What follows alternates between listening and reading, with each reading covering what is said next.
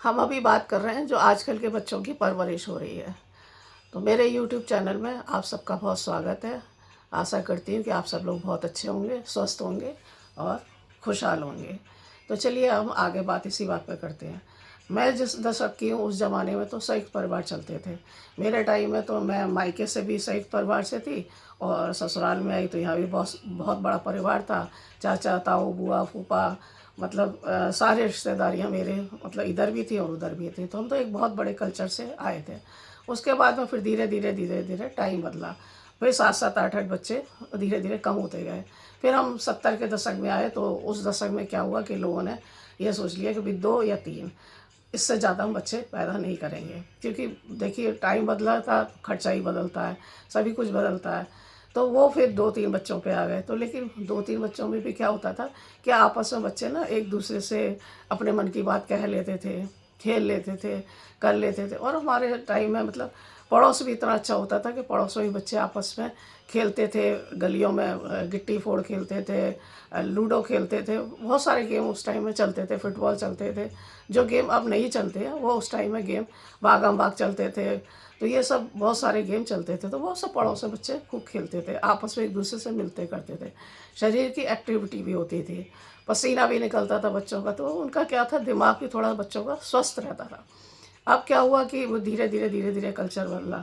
अब महंगाई आ गई। कुछ ये कहो कि हम लोगों ने अपनी बच्चियों को अपने ऊपर डिपेंड होना सिखाया कि नहीं, अपने पैरों पर खड़े हो। क्योंकि पुरानी जो लेडीज़ थी, पुरानी औरतें थी, उन्होंने बेचारियों ने बहुत कुछ अपने घरों में सहा।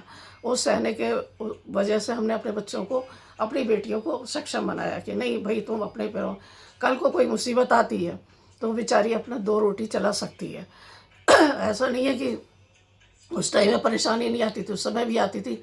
लेकिन वो बेचारी पता नहीं कैसे लोगों के सहारे से अपना टाइम पास करती थी। इसलिए हमने उन बच्चों को ये सिखाया कि भाई तुम अपने पैरों पर खड़ी हो, किसी भी मुसीबत का सामना हो तो तुम खुद कर सकती हो, अपने बच्चों को या अपने परिवार को पाल सकती हो। तो हमने इस करके हमने अपने बच्चियों को बहुत सक्षम बनाया, अपने पैरों पर खड़ा किया। और आज की तारीख में हर क्षेत्र में हमारी बच्चियाँ जा रही हैं। ये सब एक बहुत अच्छी बात है। अब उनके पास में टाइम नहीं है। अब टाइम नहीं है बच्चों की परवरिश करने का, इस कारण से वो बेचारी एक ही बच्चा पैदा करती हैं। क्योंकि 9 महीने तक भी उनको टाइम काटना है, अपनी जॉब भी देखनी है, सब कुछ देखना है। अब परेशानी क्या हो गई, बच्चा तो एक हो गया, लेकिन वो बेचारा वो किसके साथ खेले, वो किसके साथ बैठे। पिता माता क्या है, अपनी जॉब पे बैठ गए, बच्चे को कमरे में क्या, अब वो क्या करेंगे, ऑप्शन उनके पास कुछ है नहीं। बच्चे को ले आ जाइए, टीवी चलाएंगे या मोबाइल चलाएंगे।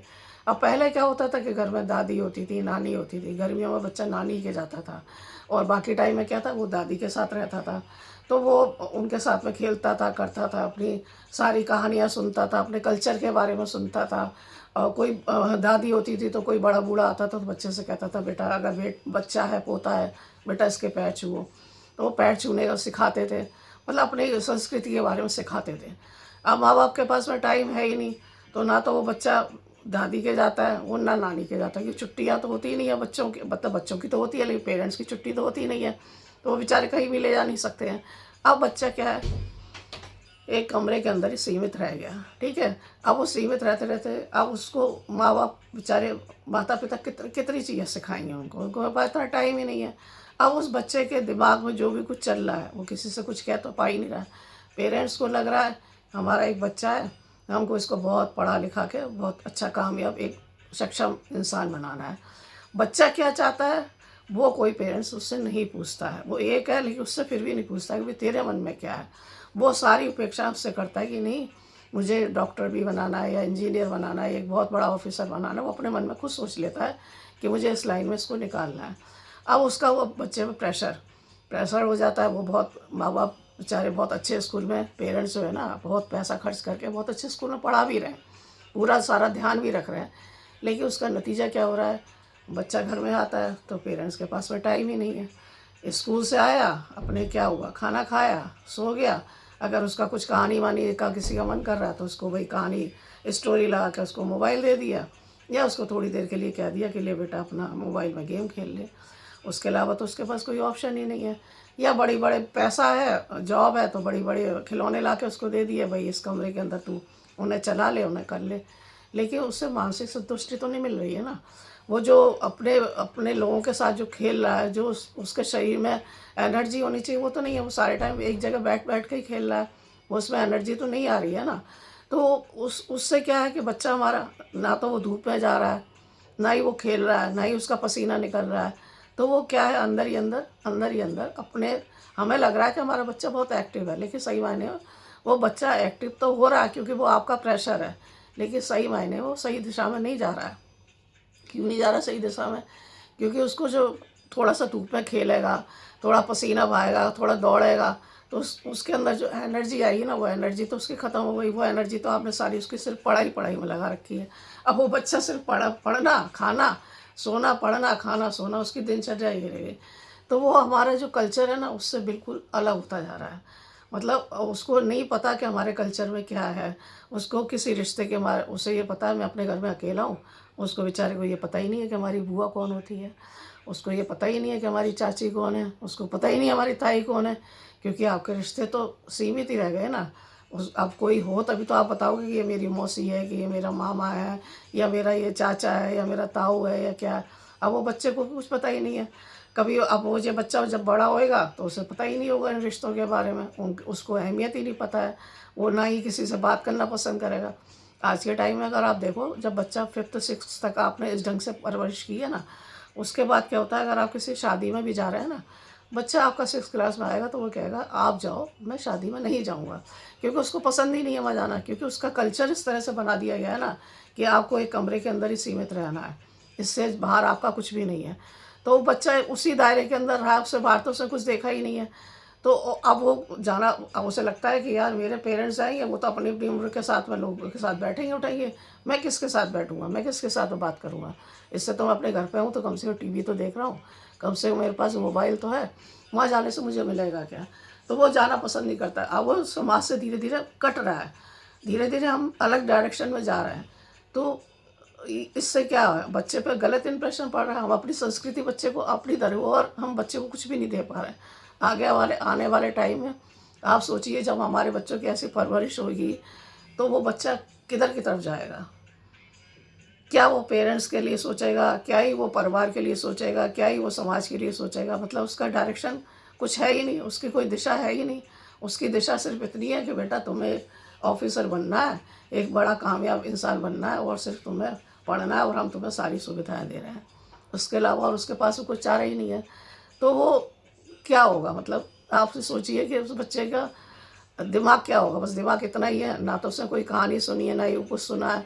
तो वो एक घर के अंदर, एक कमरे के अंदर ही, एक के अंदर सीमित रह गया, उससे बाहर वो कुछ नहीं निकल पाया। तो मेरा आप सबसे यही निवेदन है कि थोड़ा सा बच्चों को बाहर निकालिए, आप खुद बाहर निकलिए, थोड़ा सा बच्चों के साथ में उन्हें खिलाइए, या आप थोड़ा सा अपना टाइम दे कर खुद कहानी सुनाइए बनस्पत मोबाइल देने के।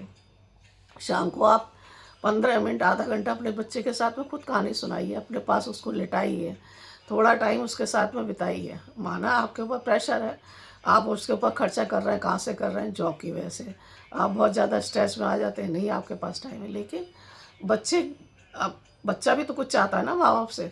तो चाहे पिता हो चाहे माँ हो, थोड़ा सा टाइम निकालिए, बच्चों को अपने घर के थोड़े से संस्कार दीजिए कि ये आपके बड़े हैं, आपको इनके साथ कैसे करना है। आपकी ये दादी लगती हैं, ये आपकी नानी लगती हैं, ये आपके मामा लगते हैं, बेटा इनके पैर छुओ, इनसे नमस्ते करो। आपके घर कोई आता है, आप आकर के नमस्ते करिए, आप उनको बैठाइए, आप उनको पानी पिलाइए। थोड़े से इन संस्कारों को भी आप अपने बच्चों में डालिए। अगर आप ऐसा डालेंगे तो वो आपके भविष्य के लिए बहुत अच्छा है। इससे ये नहीं है कि इससे आपका भविष्य खराब होगा, वो आगे आने वाले टाइम में आपके लिए ये बहुत अच्छा है कि आपके बच्चे के संस्कार बहुत अच्छे होंगे। वो उतना ही लोगों के साथ में घुलेगा मिलेगा, कुछ सीखेगा, कुछ करेगा। बाकी तो आप देखिए, मुझसे ज़्यादा आज की जनरेशन बहुत समझदार है, क्योंकि वो भी मेहनत करके यहाँ तक पढ़ी है, यहाँ तक पहुँची है। तो मैं तो बहुत पुराने टाइम की हो गई, मेरी तो उम्र 60 साल हो गई है। बट मैं अपने अनुभव से आपको बता रही हूँ। हो सकता है कि इसमें कुछ लोगों को लगे कि ये भाषण दे रही है, या वो, मैं भाषण नहीं दे रही हूँ।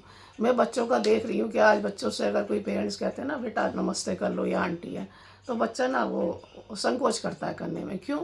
उसको बेचारे को आदत ही नहीं है, इस करके वो संकोच करता है। उसे थोड़ा सा समाज के दायरे में भी लाइए, थोड़ा सा उसको सामाजिक भी सिखाइए कि ये भी हमारे लिए बहुत ज़रूरी है। ऐसा नहीं है कि पढ़ाई है, पढ़ना भी बहुत ज़रूरी है। आप भी पढ़े हैं ना, आपके पति भी पढ़े हैं, आप भी पढ़ी हैं, या अगर बेटे हैं तो आपकी वाइफ भी पढ़ी हुई हैं।